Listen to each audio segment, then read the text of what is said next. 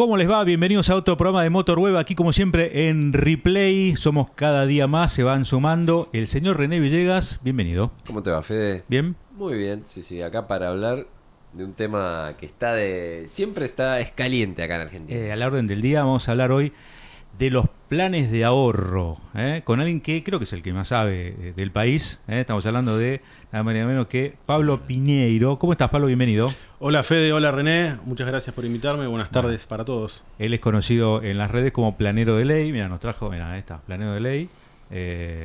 Ya unos cuantos años dedicándote a hablar de planes de ahorro. ¿Cómo es que llegaste a dedicarte casi exclusivamente a planes de ahorro? Bueno, te cuento, yo vengo del rubro automotor justamente, tengo unos 15 años de experiencia trabajando en diferentes concesionarios. Primero arranqué realmente con la venta cuando vivía en España, allá por el año 2005, vendía productos financieros, siempre fui un apasionado de lo que es el auto y cuando vine a Argentina empecé a trabajar en un concesionario, fui supervisor de venta, no de planes de ahorro, sino de venta convencional, lo que es la venta directa, como se llama en el interior también. Luego fui gerente de ventas, luego fui gerente de administración y de planes de ahorro. Por lo tanto, te diría que de esos 15 años, la mitad transcurrieron en concesionarios de las marcas Volkswagen, Ford y Toyota. Como gerente de ventas y de administración de planes de ahorro, ahí es donde pude conocer a fondo, digamos, lo que es la unidad de negocios del plan de ahorro. Y cuando llegó la pandemia, como a muchos, ¿no? Empezamos a pensar a ver qué podíamos hacer. ¿No? Tenía muchas ganas. Yo estaba trabajando, en esa época estaba manejando un concesionario Volkswagen de Neuquén y de Río Negro. Era el gerente comercial y venía ya con ganas de volver a Buenos Aires, pero además de empezar a trabajar, digamos, por mi cuenta.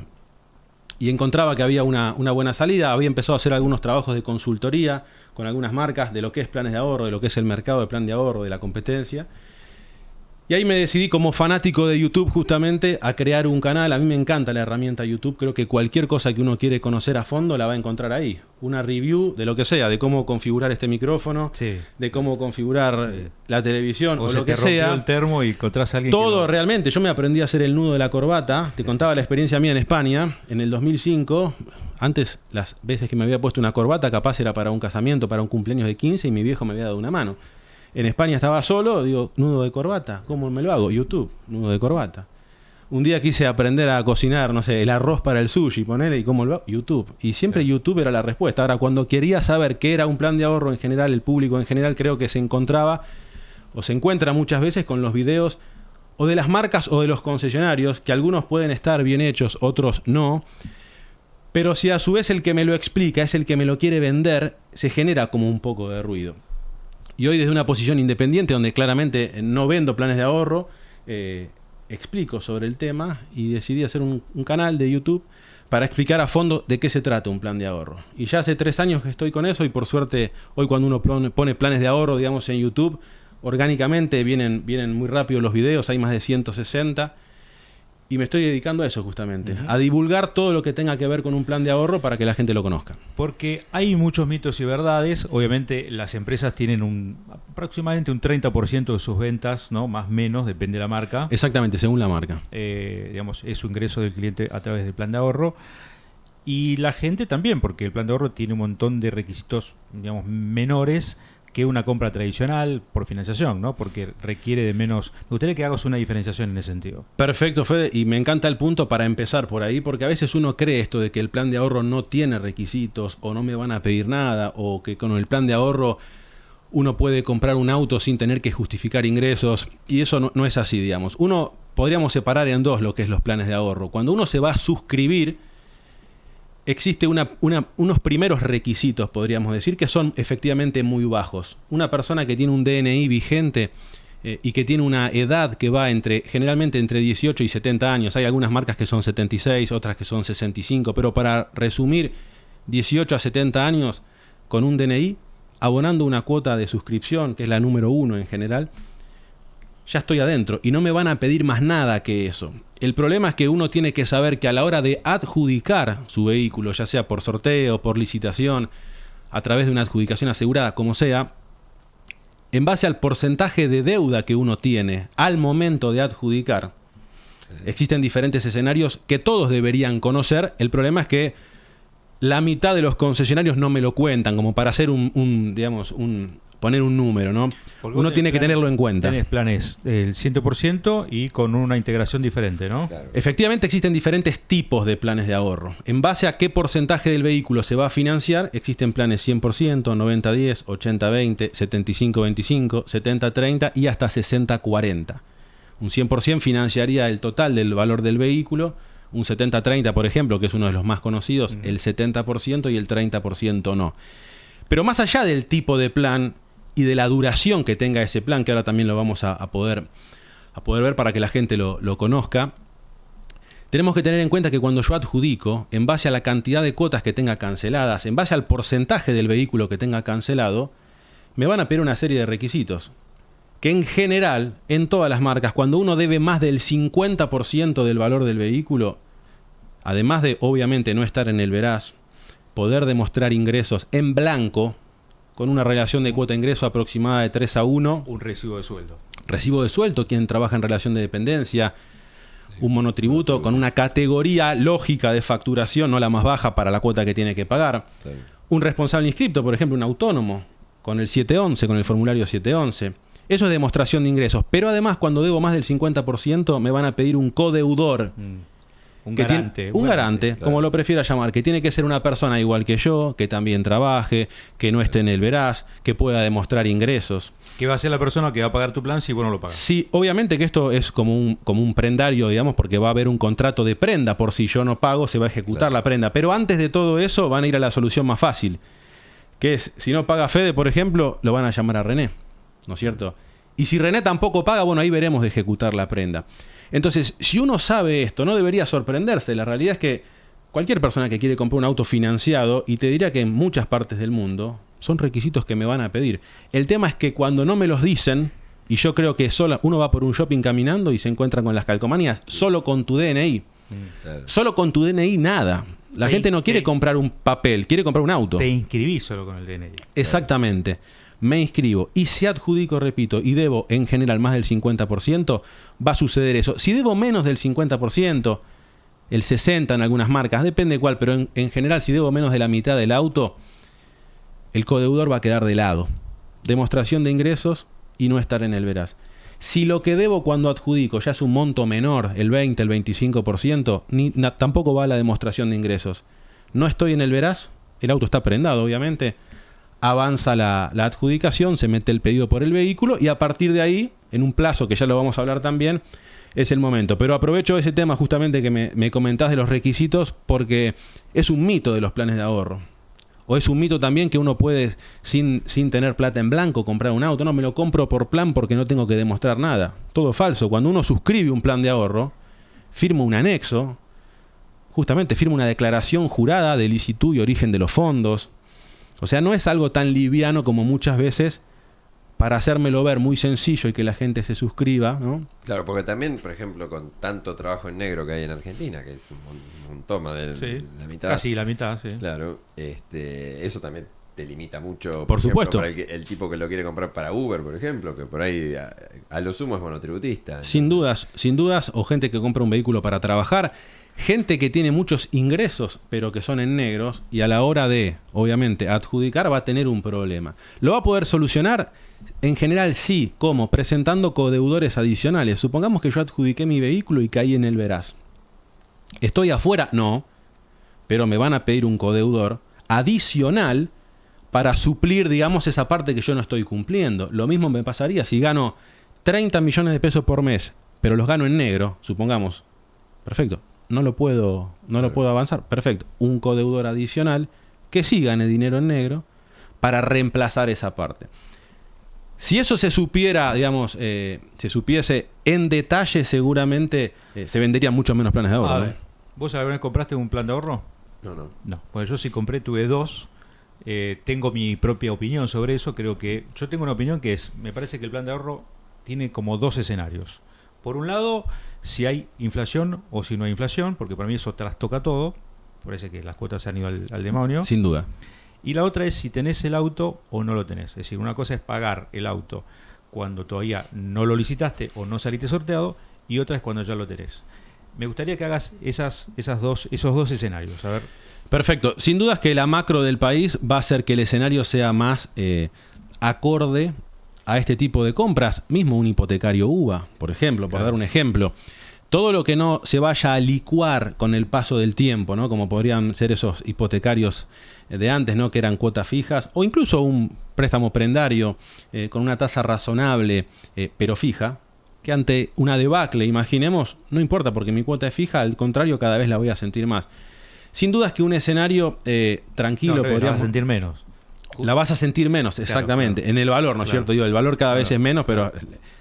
Digo, en el escenario de una macro más tranquila, seguramente sea un escenario ideal para esto. Pero no quiere decir que en otros, pienso en el año pasado, por ejemplo, no quiere decir que en otros, gente que conoce del tema y que tal vez tiene una economía que le permita estar holgado, puede sacar grandes ventajas también o hacer grandes negocios. La realidad es que cuando uno lo ve como un ahorro, esos porcentajes de un vehículo que yo voy comprando, yo imaginemos que vengo pagando un plan de ahorro y tengo el 28% de un vehículo pago. Si el escenario hace que las cuotas se vayan para arriba por el efecto de la inflación, seguramente, ese 28% que yo ya tengo pago, vale más. Tiene un valor en pesos nuevo todos los meses también. Podríamos decir que quien va a poner dinero en algo tiene que tener posición en algo justamente que conserve su valor. En ese sentido, obviamente que el saldo deudor también se va a actualizar, y ese es el tema que... En un punto también debes más. En pesos, sí. A nivel porcentual, de alguna manera, viste que uno dice, los autos cada vez valen más, por ejemplo. En realidad los autos valen siempre lo mismo. Lo que no vale nada, o cada vez menos, es nuestra moneda, ¿no es cierto? Que es con la que se cotiza. Pero no es un tema exclusivo de los autos. Cuando aumentan las cuotas, aumenta el supermercado, ¿no es cierto? Aumenta la cuota del colegio, aumentan un montón de cosas. Pero sin duda es que en ese escenario... turbulento, podríamos decir, son financiaciones que cuando además entra gente mal asesorada puede terminar muy mal. El ejemplo que damos, incluso lo hemos hablado muchas veces en el programa del tema del plan de ahorro, nos han pedido también, pero por eso queremos hablar con vos, es que los sueldos, o sea, las cuotas aumentan sí o sí, generalmente, o venían aumentando un ritmo de un 4%, ponele, más o menos, salvo cuando se dispararon, ¿no? Pero por lo general... En general... Y si mirás mucho más 22, 23 y 24, en general, podríamos decir que corrían al ritmo de la inflación, en general. Bien, pero los sueldos no.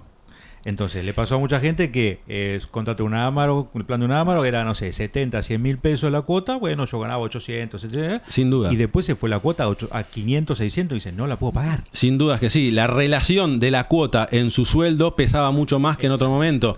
Como repito, pasaba con otros temas de la economía también. No es que es un mundo... por eso hablo siempre de cuando uno piensa en una financiación como un plan de ahorro, por ejemplo. Cuando alguien ya está justo y mira las cuotas que están armadas con la proyección, digamos, del valor actual, ya está medio justo. Claramente no está para comprarse un 0 kilómetro. No, claro. Estar holgado económicamente es una de las características que tiene que tener una persona que esté pensando en comprarse un 0 kilómetro. Ya sea de contado, ya sea en cuotas. Hay un compromiso que uno va a asumir a futuro. No puede llegar justo. Es que si llegás justo no estás para comprarte un 0 kilómetro. Claro. Muchas veces hay gente que no está ni para comprar un usado. Ah, pero el 0 kilómetro sí me lo puedo comprar, porque mirá qué barata que es la cuota. Las marcas además tienen algunas herramientas que hacen que las primeras cuotas del plan, primer año y medio, con los benditos diferimientos, que ahora vamos a hablar también, que es, me muestren una cuota que parezca accesible. Que eso además al sistema le hace un gran daño, porque es un poco la vara de la gente que va a ingresar a esos grupos. Y ahora después vamos a ver cómo funciona un plan de ahorro. Pero básicamente se van comprando unidades en base a la recaudación que ese grupo tuvo el mes pasado. Si a ese grupo ingresa gente que no está para comprar un 0 kilómetro, que cuando se va topando con la realidad de las cuotas, deja de pagar, el grupo se pone moroso, deja de poner unidades a disposición de los actos de adjudicación y entramos en un laberinto sin salida. Por eso es peligroso también cuando las marcas, repito, muestran valores de cuota para que sea tentador suscribirse, pero que muy lejos están de ser el valor que deberían mostrar para asegurarse de que los que entren van a poder pagar. Pero sin embargo, para la marca debe ser negocio, porque si tuvieran muchos planes caídos, que lo hubo en este último de hecho, tiempo. los hay. Calcular que 70% de las personas que se meten en un plan de ahorro no sacan el auto. ¿Cuánto?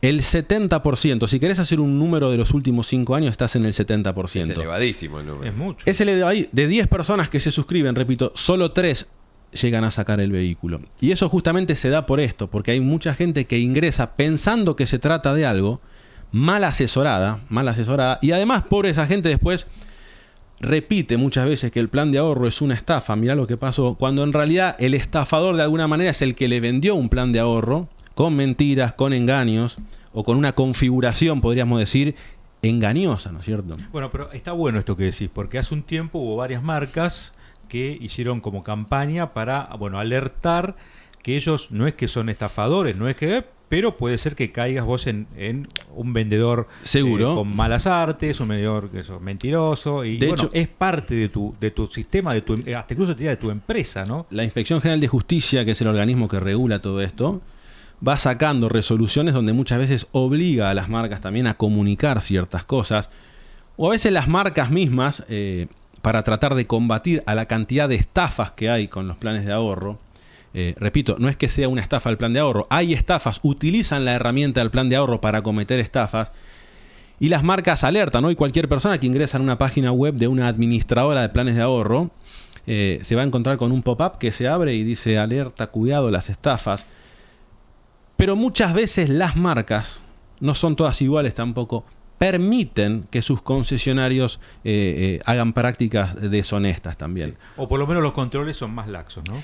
Súper, incluso los de la Inspección General de Justicia a las administradoras también muchas veces son, podríamos decir, llamativamente livianos. Pero efectivamente las marcas, al igual que en un concesionario uno va a encontrar muchos vendedores y hay algunos que trabajan muy bien y tal vez algunos que trabajan mal, en las mismas redes de concesionarios de las marcas hay concesionarios que trabajan y son un ejemplo realmente cómo lo hacen. Por ejemplo. Y hay otros concesionarios de todas las marcas, que no sé si, por ejemplo, ¿qué querés? ¿Que te nombre concesionarios? ¿Concesionario o, por ejemplo, marca? ¿Quién marca maneja mejor el tema del plan de ahorro?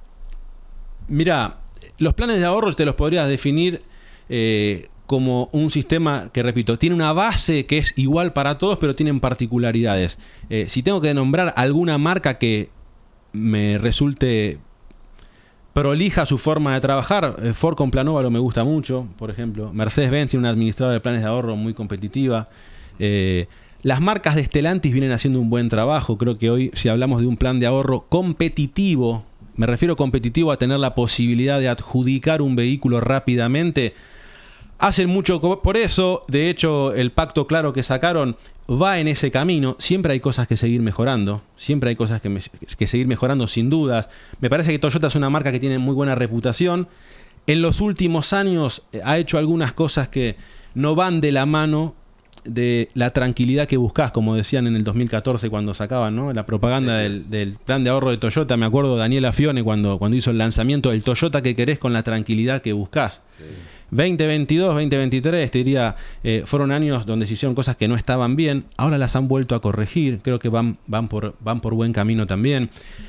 Pero repito, más allá de qué marca sí o qué marca no, las marcas tienen 40, 50 concesionarios. Todas las marcas tienen concesionarios que trabajan muy bien y todas las marcas tienen concesionarios que trabajan muy mal también. Claro. Entonces lo importante y un poco el objetivo de Planero de Ley es contarle a la gente de qué se trata el plan de ahorro. Y ellos sabrán qué decisión tomar. ¿Será por sí, será por no? Lo importante es que conozcan y antes de suscribirse justamente estén seguros de que este sistema, que a mucha gente, repito, les sirve, pueda traccionar. ¿Y a qué tipo de perfil, ya sea por el trabajo que hacen o por el uso que le dan al auto, a qué persona vos crees que le sirve el plan de ahorro y a priori o a nivel general, a qué persona no le sirve? Mira, a la que no está para comprarse un 0 kilómetro, seguramente que no.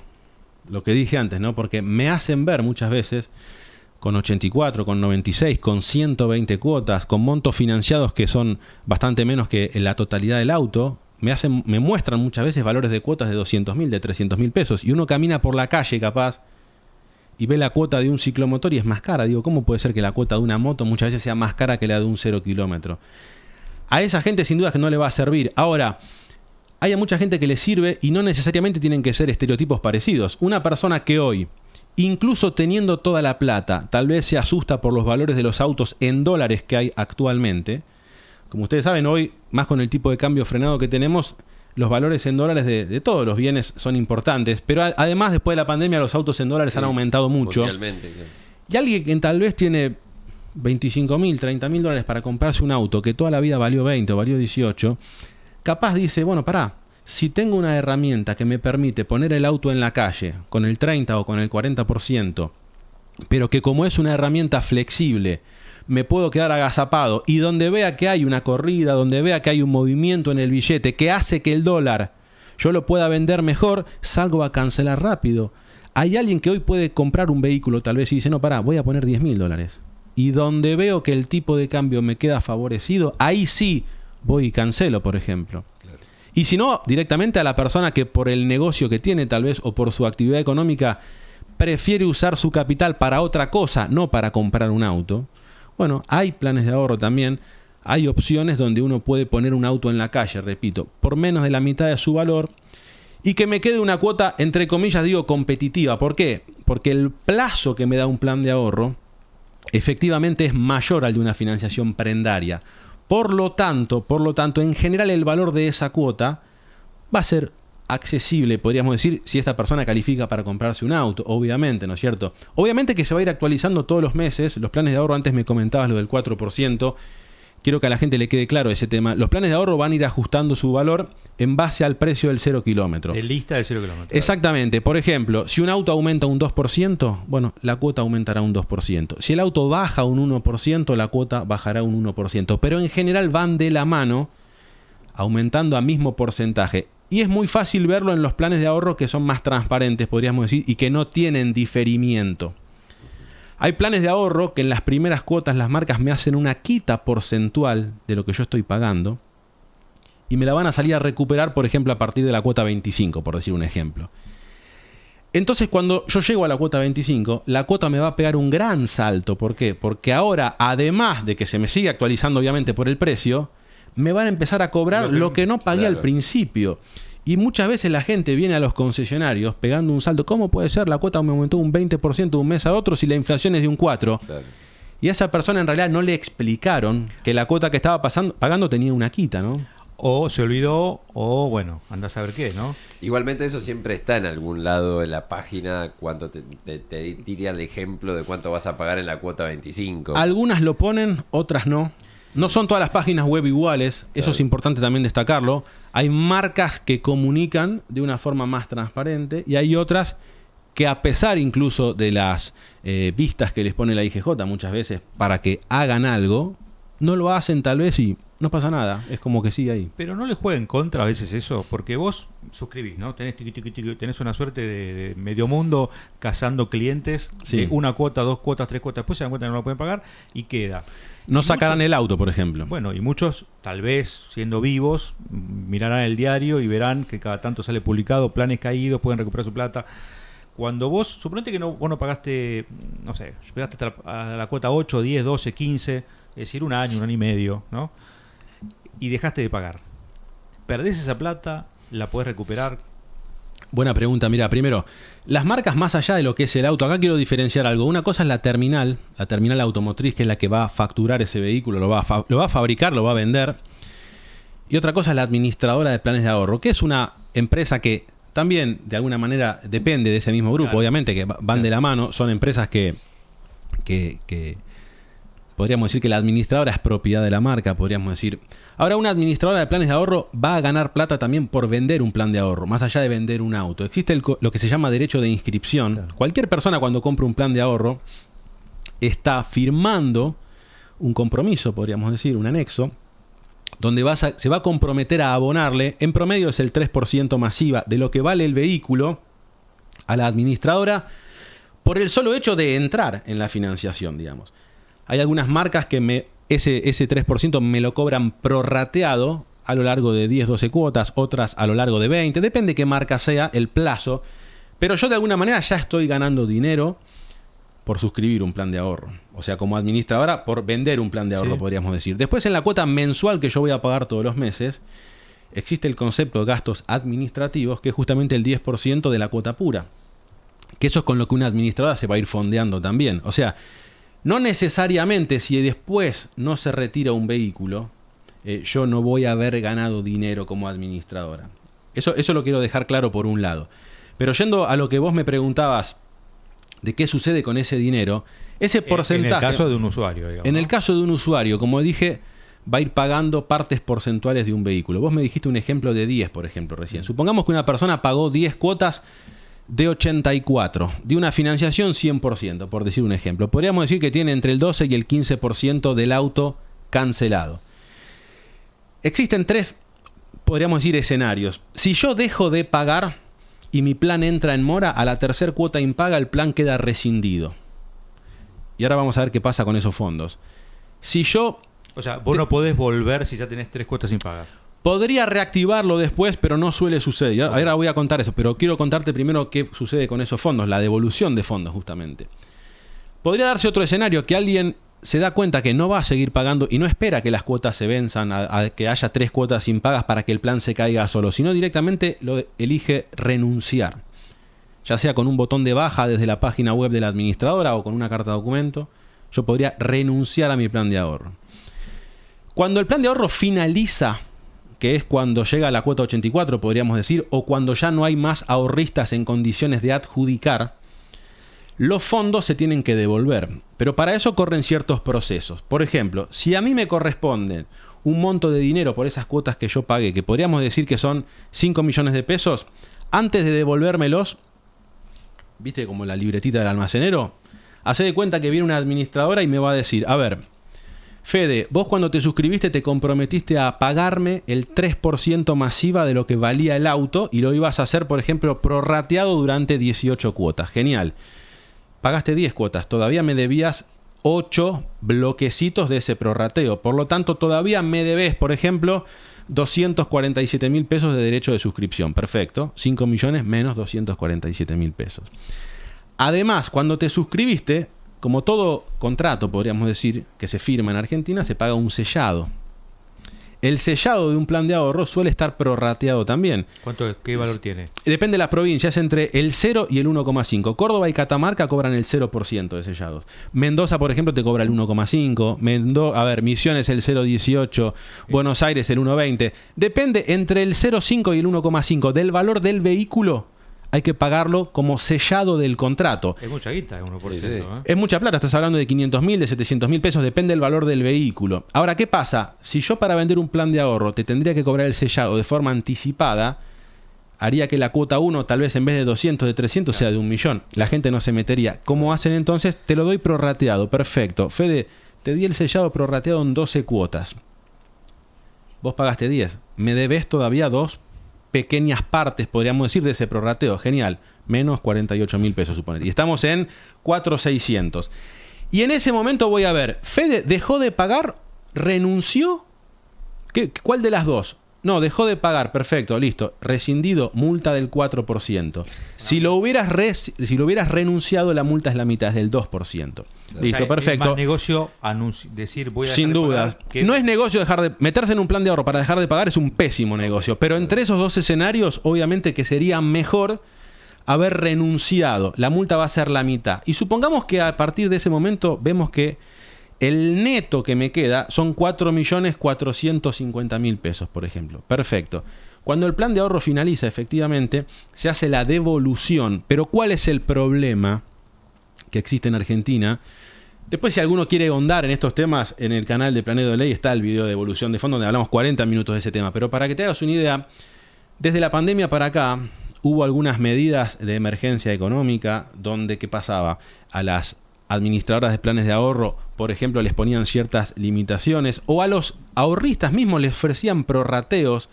Hubo medidas cautelares, las famosas medidas cautelares que salían en las provincias y que un juez determinaba que una persona iba a actualizar su valor de cuota en base a una actualización salarial, por ejemplo, y no al precio de lista del vehículo. ¿Qué hizo eso? Que los grupos se pongan en mora, como se llama. Los grupos no recaudan los fondos, o incluso hay gente que ya se llevó el auto, que por los problemas que tuvo, tiene las cuotas en mora. Las ejecuciones prendarias han estado suspendidas. Entonces yo le tengo que devolver a Federico 4.300.000 pesos, pero el grupo está moroso. Por lo tanto, no tengo la plata para devolverte. Y opera lo que se llama una devolución parcial. Te van a decir, Federico, por ejemplo, te vamos a devolver 3 millones de pesos ahora. Y a partir de ahora, cada 3 meses se van a ir haciendo liquidaciones trimestrales en base a la recaudación que vayamos teniendo de todas esas personas que por una cautelar, por lo que sea, están en mora, y hace que esa devolución, repito, sea más lenta. Lo aclaro porque mucha gente te va a decir, no, quédate tranquilo que vos las cuotas que pagás cuando termina el plan las devolvés. No es siempre así, es lo que debería ocurrir, pero en la práctica no ocurre, porque tiene mucho que ver la morosidad y obviamente todos los descuentos que me van a hacer de ese saldo. O sea, para dar un número redondo, si vos pusiste 10 cuotas, esas 10 cuotas significarían 1 millón de pesos. ¿Cuánto cobrarías finalmente dentro de 4 años actualizado por inflación? ¿Eso estaría actualizado? El valor, vos lo que pagás son cuotas puras de alguna manera. El valor de la cuota pura de la última asamblea de ese grupo, que es cuando llegó a la cuota 84, por ejemplo, o a la última donde hubo condiciones de adjudicar, es la que opera. Por lo tanto, ¿los fondos se devuelven actualizados a valor de cuota pura actualizada? Sí. Pero repito, el que pagó 10 cuotas en general, lo que pagó muchas veces, yo el ejemplo que te di es exagerado, pero el que pagó 10 cuotas en general, con suerte, con lo que tiene que recuperar, termina de pagar todo lo que se había comprometido a pagar. Por ejemplo, derecho de inscripción, sellados prorrateados. Muchas veces la gente dice pagué 10 cuotas, pero eran 10 cuotas que tenían una quita del 30%, o sea, en realidad eran 7. Claro. ¿Se entiende? O sea, depende qué plan. Uno de los problemas que hay en Argentina es que existen muchos tipos de planes de ahorro. La IGJ les permite a las marcas crear diferentes tipos de planes de ahorro. Bueno, de hecho, ahora comenzó esto de estos planes de 120 cuotas que son literalmente 10 años, ¿no? Ya tienen varios años eso. Yo estoy totalmente en contra de esos tipos de planes de ahorro. Te voy a contar por qué.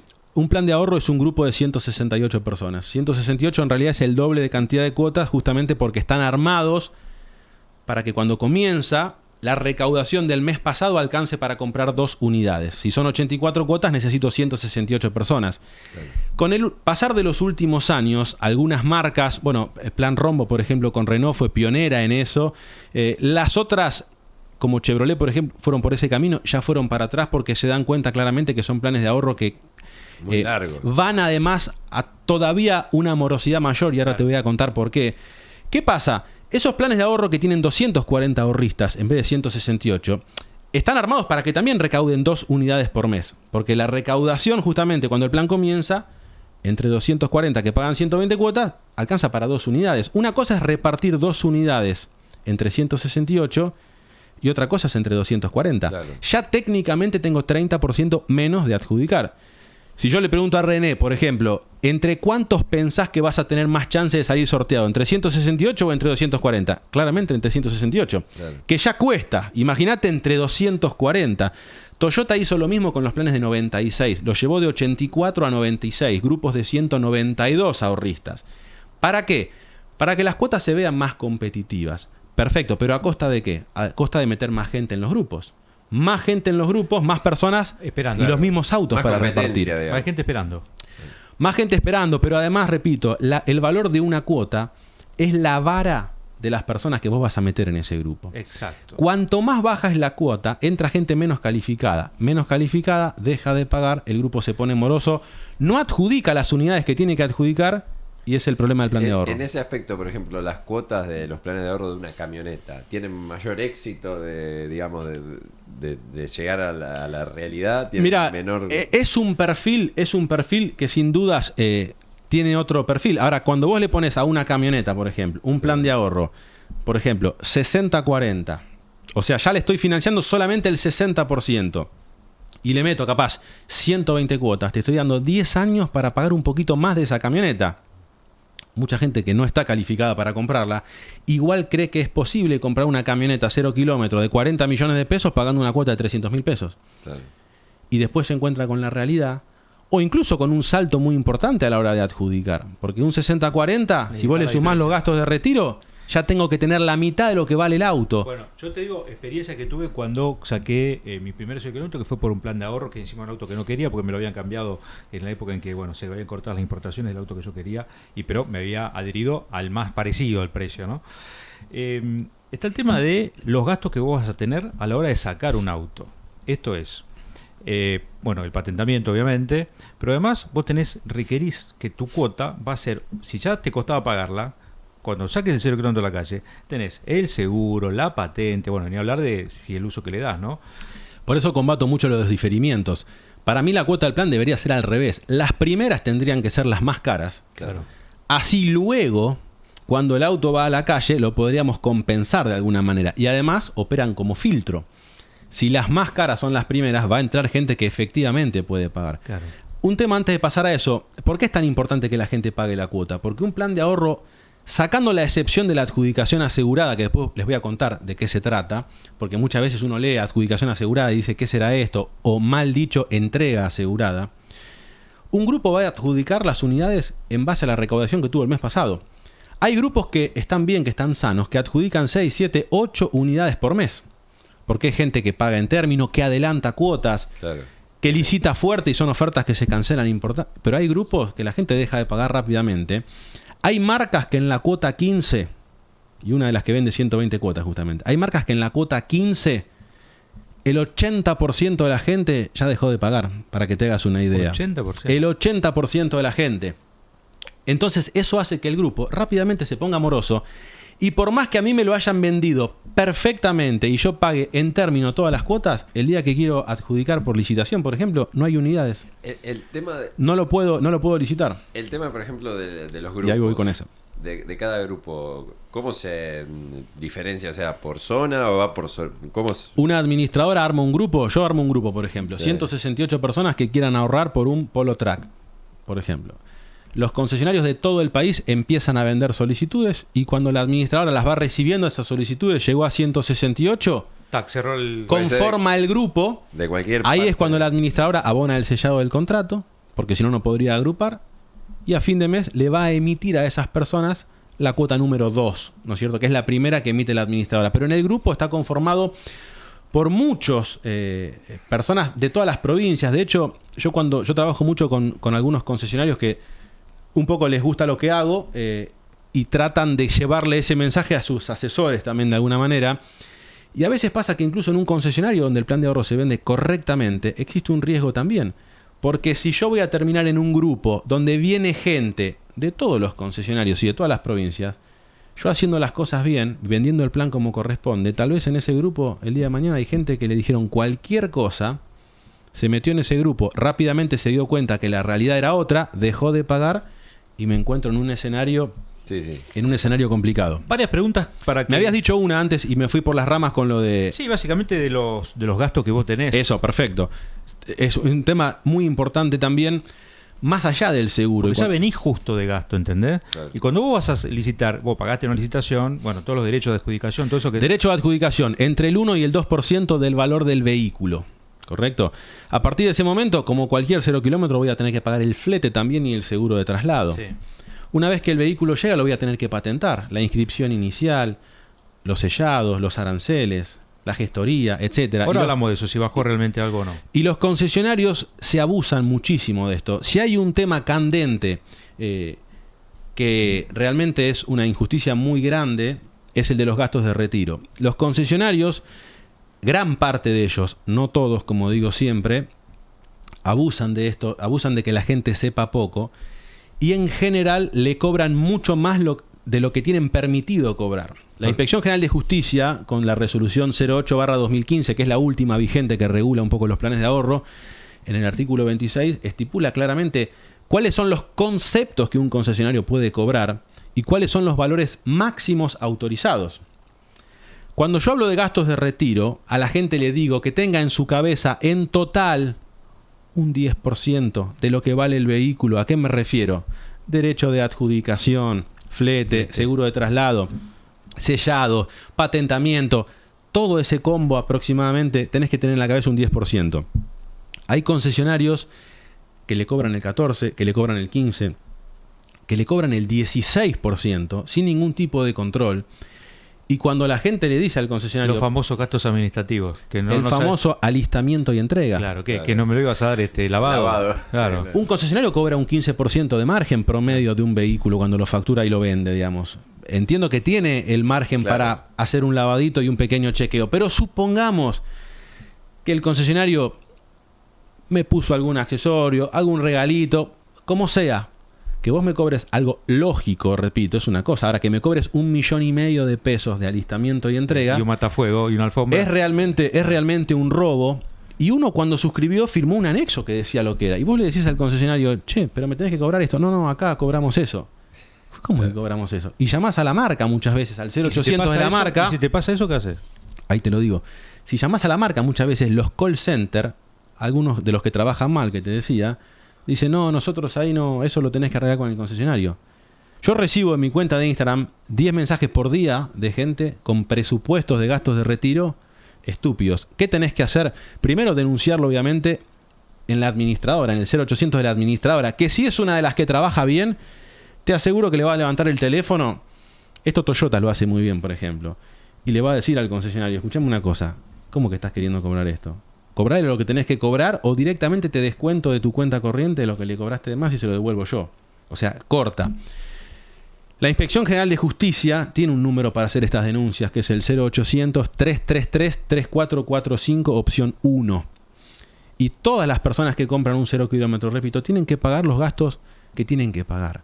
10% a todo concepto sería el valor, podríamos decir, hasta aceptable. Todo lo que esté por arriba de eso es un abuso, y los que están cerca del 15 directamente es una estafa y hay que hacerlo valer.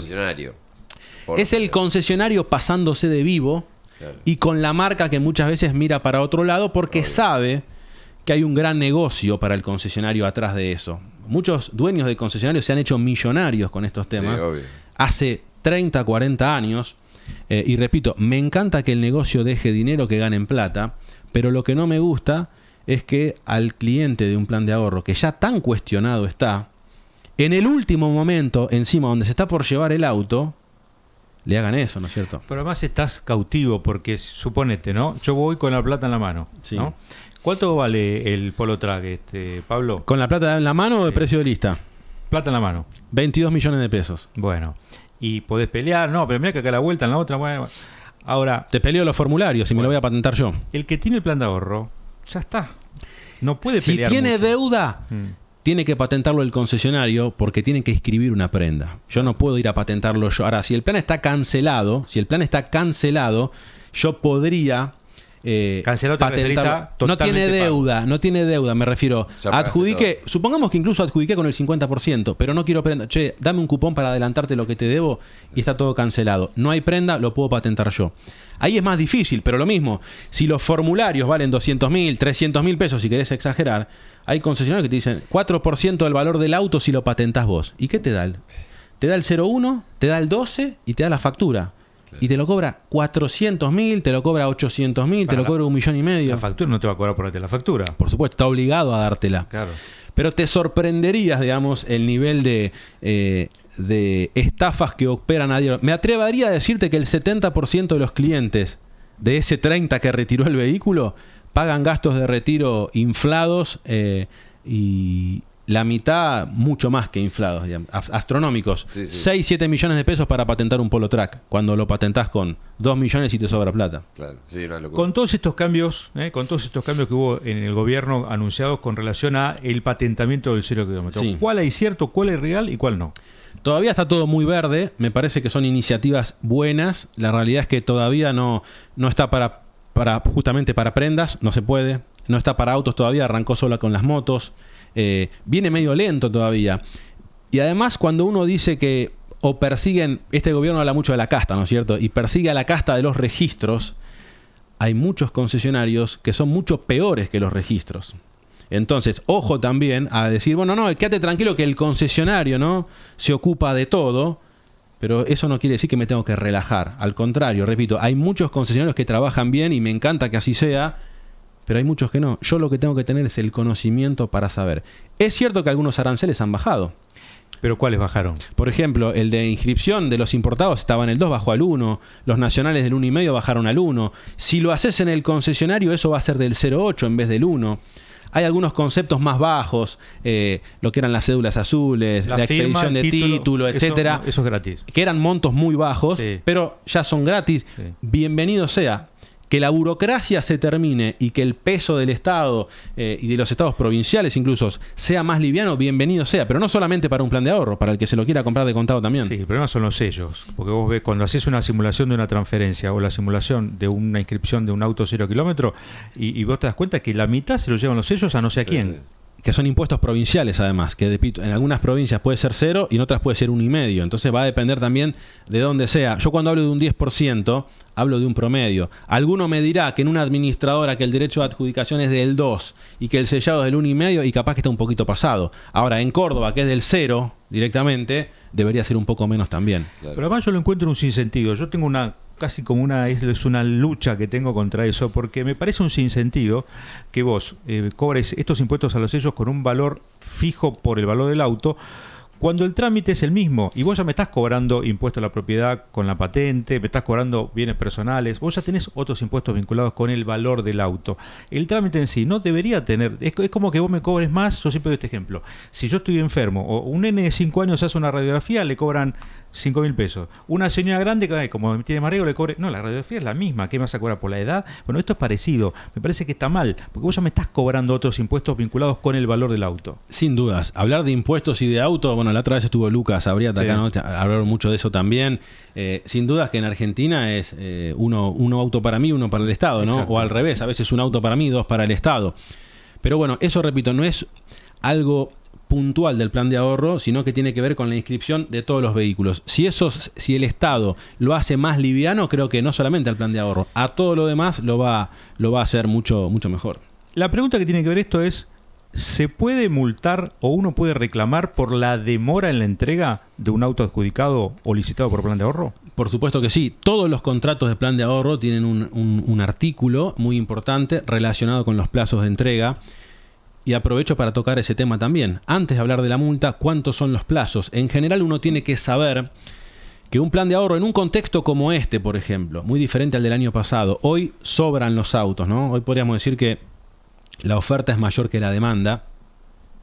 Tenemos que hacernos una idea que una vez que adjudicamos nuestro plan de ahorro, ya sea por sorteo, por licitación o por adjudicación asegurada, una vez que me aprobaron los requisitos crediticios, yo ingreso el pedido de la unidad por la que vengo ahorrando o por otra versión de equipamiento o por otro modelo en base a la disponibilidad que exista en ese momento.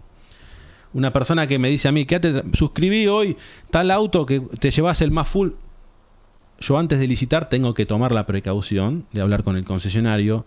¿Me contás cuáles son los modelos disponibles este mes? Supongamos que está la versión que yo quiero. Perfecto, licito porque sé que si gano puedo hacer el cambio de modelo. ¿Pero no te lo limitan algunas marcas? Eso de que directamente ya en plan de ahorro, no, por plan de ahorro, no. Por eso digo, sujeto a disponibilidad. Todas las marcas tienen un archivo donde dice, justamente todos los meses la mandan, y te dice, por ejemplo, ¿qué versión de auto querés? Me gusta un Ford Falcon, suponete. ¿Cuál querés? El Futura, el Sprint, el que sea. Bueno, hay veces que el Sprint, por decir un ejemplo, ¿no es cierto?, no está disponible, otras veces que sí. En base a la demanda, repito, y a la oferta que haya, las marcas lo pueden limitar.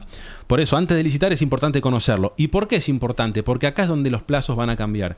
Si yo adjudiqué, metí el pedido de la unidad, me aprobaron los requisitos crediticios, el plazo suelen ser 60 días. Hay algunas marcas que es 75, pero para redondear, imagínate 2 meses. Si hago cambio de modelo... ¿2 meses para qué? Para que me entreguen la unidad desde el momento en que ingresé el pedido. Bien.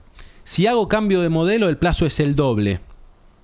4 meses. Todo esto promedio, repito. Hay marcas que tienen 120 y otras que tienen 135. Pero hacete la cabeza 2 a 4 meses en base a si haces o no cambio de modelo.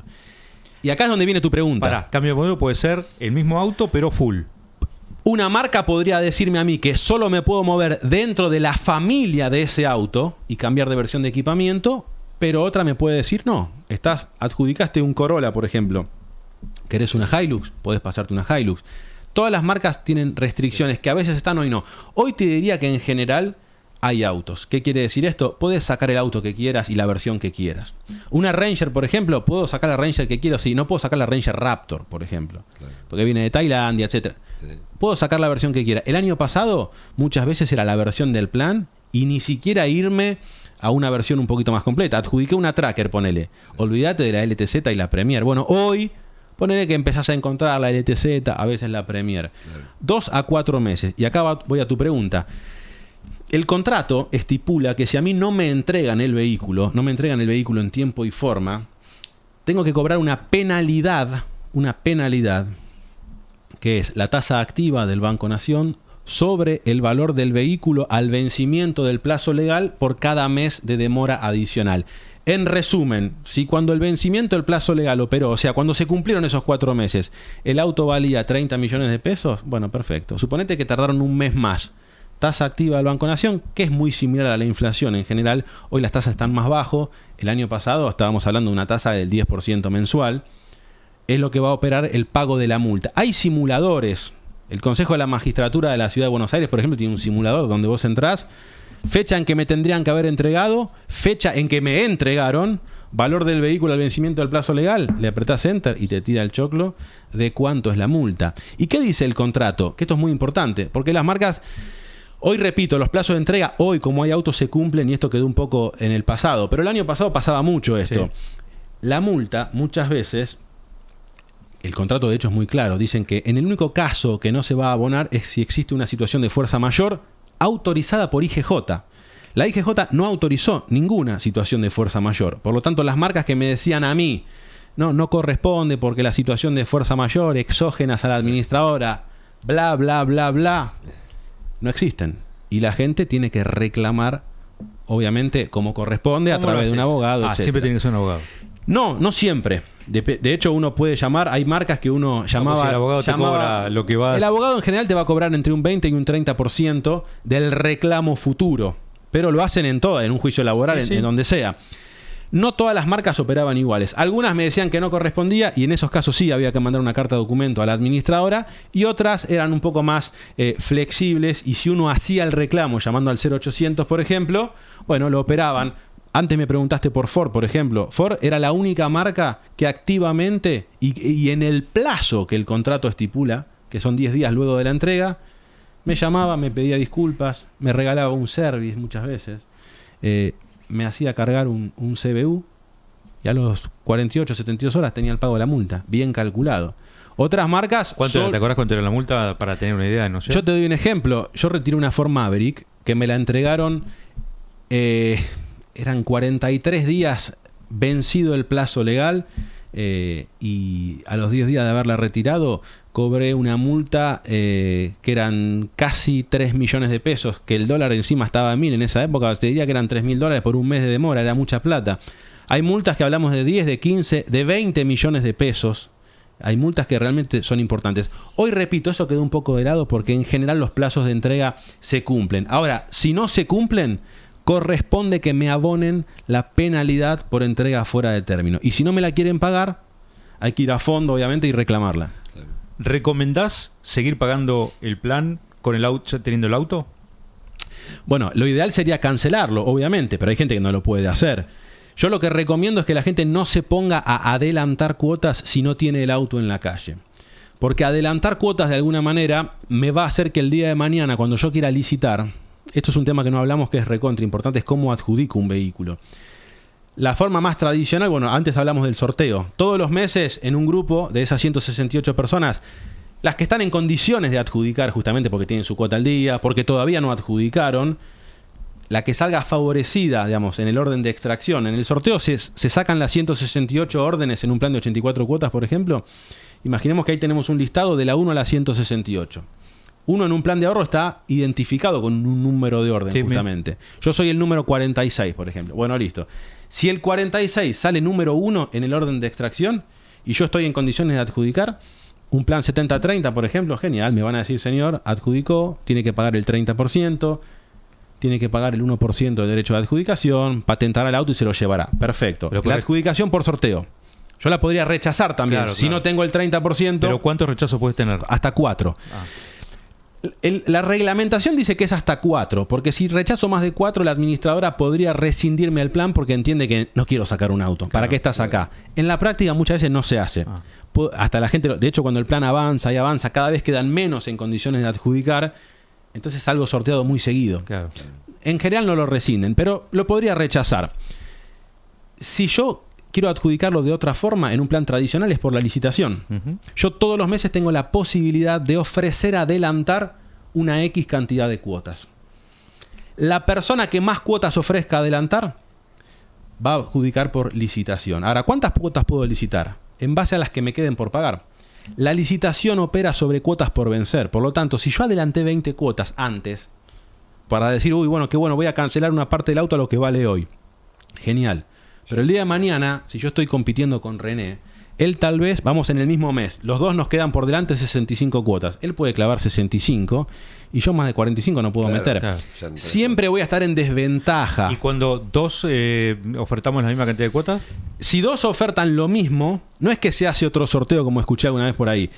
El mismo sorteo que ya se hizo, van a ver y van a decir, che, a ver, ¿quiénes licitaron con la misma cantidad de cuotas, por ejemplo? René y Pablo. ¿Qué número de orden es René? El 20 y Pablo es el 47. Perfecto. ¿Cuál de los dos salió primero? ¿El 20 o el 47? El 47 salió primero. Perfecto. Adjudicado el 47 por licitación. El sorteo ya hecho es el que desempata. Ahora, ¿cuántas unidades hay por licitación? Depende de la recaudación del mes pasado. A veces hay más de 2. A veces hay 6, a veces hay 8 o a veces no hay ninguna. Una administradora antes del acto de adjudicación hace lo que se llama la viabilidad de fondos. Me doy vuelta y digo, a ver, el grupo 10.420, ¿cuánta plata recaudó el mes pasado? Tanta plata. ¿Para cuántas unidades alcanza? Para 3, por ejemplo. 1 por sorteo, 2 por licitación. Si alcanzara para 5, 1 por sorteo, 4 por licitación. Si alcanzara para 1, solo por sorteo. Si al mes que viene de nuevo alcanza para 1, solo por licitación. Van alternando. Y si alcanzara para 0, 0. La IGJ permite que hasta 3 meses no haya ninguna adjudicación. Al tercer mes, si no hay adjudicaciones, la administradora tendría que liquidar el grupo de forma anticipada o reagrupar. Como no hacen eso porque es un problema burocrático y administrativo enorme, ¿qué hacen las administradoras en esos grupos morosos? Cada 3 meses le inyectan fondos para que como mínimo haya una adjudicación y no haya que cerrar el plan de forma anticipada, podríamos decir.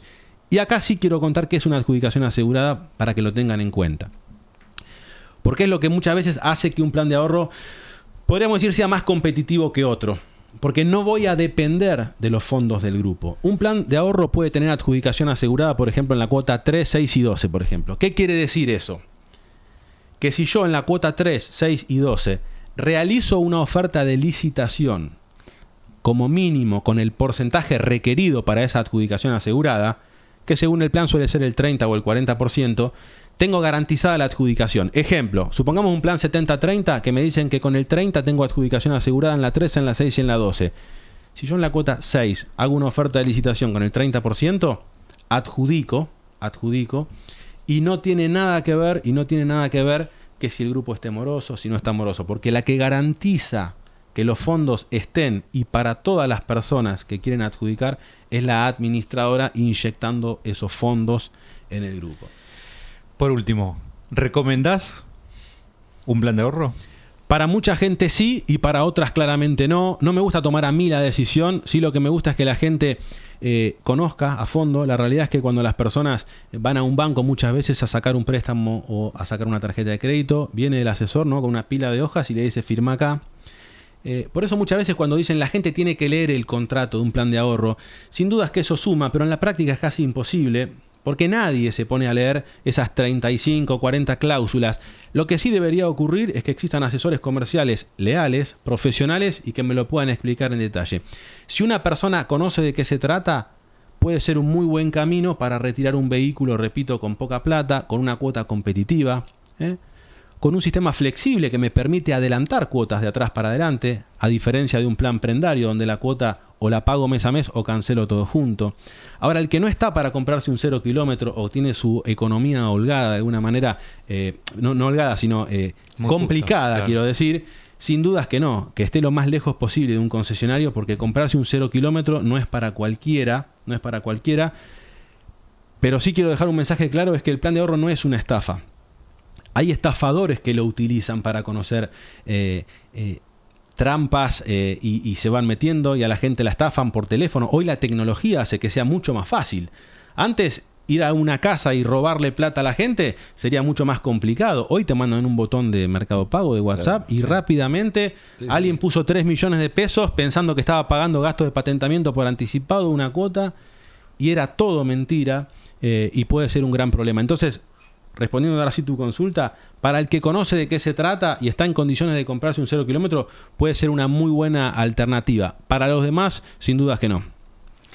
Bueno, nos sacamos unas cuantas dudas, Interesante, Sí, sí. porque así como tenemos colegas que recomiendan y colegas que no recomiendan, siempre es como un debate en el rubro, ¿no? Sin dudas, yo creo que para recomendar o para no recomendar hay que conocer a fondo. Y muchas veces pasa que cuando los que recomiendan o no recomiendan no dominan la materia, desde mi punto de vista es un poco improvisado, podríamos decir. Es un tema muy complejo el plan de ahorro y si alguien ingresa mal asesorado se puede meter en un gran lío. Por eso no hay que tomárselo livianamente y realmente hay que conocerlo a fondo. Bueno, porque también cuántos años hace que existe el plan de ahorro. Más de 50. Te diría que desde los años 70 fuertemente se venden planes de ahorro en Argentina. Siempre sobreviven. Se van actualizando muchísimo, obviamente. Se van actualizando muchísimo. Pero hoy con la tecnología el mensaje llega mucho más rápido y el botón se aprieta en un instante y uno se puede meter en un lío, ¿no? ¿Existe en alguna otra parte del mundo esto? Mira, uno dicen o dicen por ahí no existe en otro lado. La realidad es que eso no es cierto. Existen en otros lugares, son pocos, pero este plan de ahorro se ha ido de alguna manera extendiendo por Latinoamérica, podríamos decir. Recién te hablaba de plan rombo. Colombia hoy tiene plan rombo y es exactamente igual al que hay acá. Lo de Brasil es distinto. Ellos tienen lo que son los consorcios, que de alguna manera hay un banco por detrás. Pero hay marcas que incluso con países subdesarrollados también hacen conferencias y escuchan y de qué se trata. Hoy en Argentina y Latinoamérica te diría que allá hay 3 o 4 países, Ecuador también, donde existe el plan de ahorro, obviamente con mucha menos penetración. Puede ser interesante para mucha gente, pero hay que conocerlo a fondo. Bueno, vos no vendés plan de ahorro, ¿no? No vendo planes de ahorro. Sí me gusta comentar a fondo de qué se trata, para que la gente, de hecho yo hago muchas charlas en el interior sobre el tema y me encanta que venga mucha gente a estas charlas que son en todas las marcas. Sí. ¿Y qué pasa luego de esa charla? Hay alguna gente que le pierde el miedo y avanza y otra que me dice, ¿cómo zafé? Claro. Y me encanta que eso suceda también. Si fuera por mí, hoy en Argentina se venden cerca de 35.000 planes de ahorro todos los meses. Se deberían vender la mitad, pero todos los que se venden tendrían que ir a la calle. Hoy, repito, se venden 35.000, pero se facturan 10.000 autos por mes, por plan de ahorro. Y eso es lo que está mal. Entonces, voy a hacer todo lo posible para que el mensaje de un plan de ahorro claro llegue. Obviamente, para eso está el canal de YouTube o la web planerodeley.com, para que justamente pase esto, que el que se meta sepa de qué se trata, tenga una buena experiencia, y el que no se acerque, porque si no, lo van a meter a la fuerza y después se va a ir repitiendo que el plan de ahorro es una estafa, y no es así. Salí adjudicado y me llegó esto, ¿eh? Ponétela a ver cómo te queda, a ver. Me queda bien. Tengo Linda gorra.